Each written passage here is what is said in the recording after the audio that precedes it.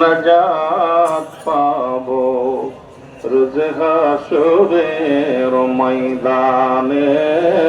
আল্লাহুম্মা সাল্লি আলা সাইয়্যিদিনা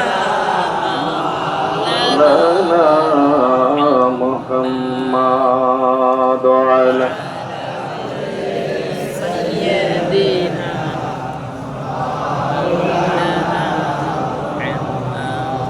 আলহামদুলিল্লাহ, অসংখ্য ওলামা ইকরাম এখানে নিয়ামত নেওয়ার জন্য সকলে এসেছে। কারোর হক কেউ বঞ্চিত করা ঠিক নয়, প্রত্যেকের হকগুলো আদায় করা উচিত আমি মনে করি। বিশেষ করে ঈদে মিলাদুন নবী সাল্লাল্লাহু আলাইহি সাল্লাম, মুসলিম মিল্লাতের ঈদের সংখ্যা কয়টা? জোরে বলেন কয়টা? আরো জোরে বলেন কয়টা? আর একটু জোরে বলেন কয়টা ঈদ? মুসলিম মিল্লাতের ঈদ হলো 5টা। কয়টা? 5টা। জোরে বলেন কয়টা? 5টা। ঈদে মিলাদুন নবী উদযাপন করেন।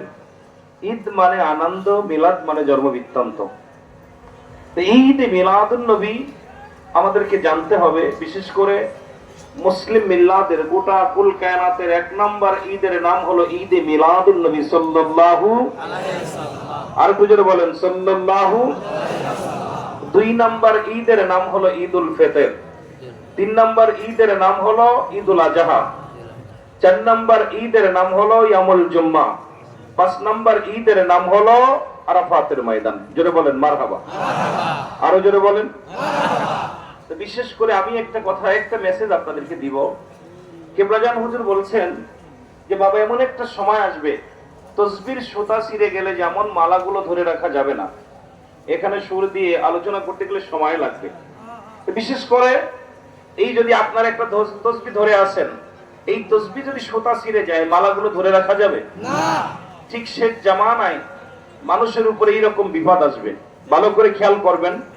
মানুষের ঘরে ঘরে আজকে সমাজ দেখেন, সারা বিশ্ব দেখেন, বাংলাদেশ দেখেন, প্রতিটা অঞ্চলে প্রতিটা মহলে হট্টগোল মারামারি লেগে আছে। এই সমাজ থেকে, বিপদ থেকে বাঁচতে হলে আপনাকে আখেরি মুজাদ্দিদের হুকুম মেনে চলার দরকার আছে কিনা? আছে। আরো জোরে বলেন আছে কিনা? আছে।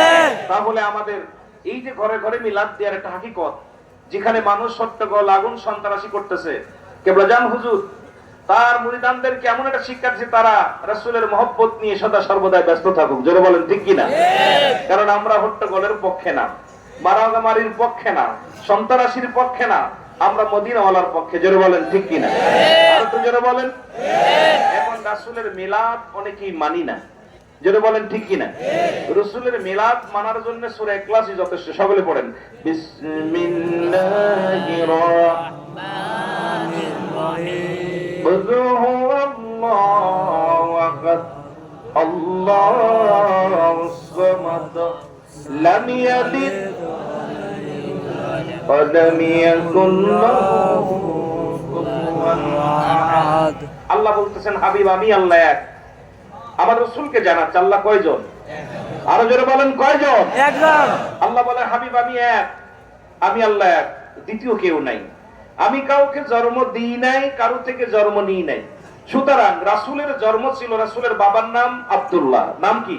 আব্দুল্লাহ। মার নাম আমিনা। আরো জোরে বলেন মার নাম আমিনা। দাদার নাম আব্দুল মুতালিব, দাদির নাম ফাতিমা। রাসূলের নানার নাম ওয়াহব, নানির নাম বাররা। সুতরাং রাসূলের বংশ হলো কুরাইশ বংশ। আসছে কত? 570 খ্রিস্টাব্দে। মুফতি সাহেব বলছে 1500 বছর না, কত বলেন?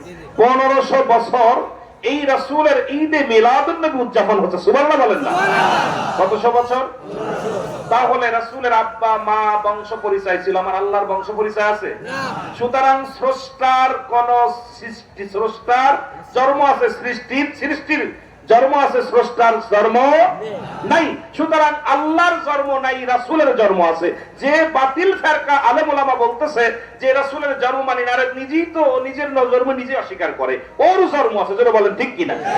ওই মৌলবী ওই সমস্ত ওলামা ইকরামের মিলাদ আছে, কিন্তু না বুঝার কারণে আজকে দেখলাম আপনার অনেক বাংলাদেশের প্রত্যন্ত অঞ্চলে কিছু দাড়িওয়ালা টুপিওয়ালা পাগড়িওয়ালারা স্লোগান দিতেছে ঈদে মিলাদুন নবী মানি না, ঈদে মিলাদুন নবীর জুলুসে গেলে হাত পা ভেঙে দেওয়া হবে, তাদেরকে জিন্দা ফেরত দেওয়া হবে না।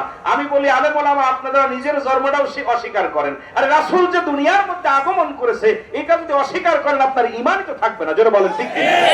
আরো জোরে বলেন ঠিক কিনা? এই জন্য দাদু ভাইয়েরা আমি আপনাদেরকে অনুরোধ করব, এই সমস্ত ওলামায়ে কেরামের দিক না তাকায়া আপনার আপন পীর সুন্দর যে নসিহত গুলো করেছেন, আমাদের নসিহত খন্ড কেবলাজান হুজুর 23 খন্ড নসিহত লিখে গেছেন। এই নসিহতের মধ্যে কেবলাজান হুজুর শরিয়াত, তরিকত, হাকিকত, মারিফত আপনার জীবন গঠন করার জন্য, জীবন চলার জন্য যা যা প্রয়োজন সব হুজুর পাক একদম নসিহতের মধ্যে বর্ণনা করে গেছে। এই জন্য আপনাদেরকে অনুরোধ করব একটা করে নসিহত সংগ্রহ করবেন। এই নসিহত সংগ্রহ করে আপনি এখান থেকে দেখবেন যে এই আপনার জীবন চলার জন্য এই নসিহত গুলো ফলো করলে আমার মন বলে আপনার জীবনটা সুন্দরভাবে চলবে। জোরে বলেন ঠিক কি?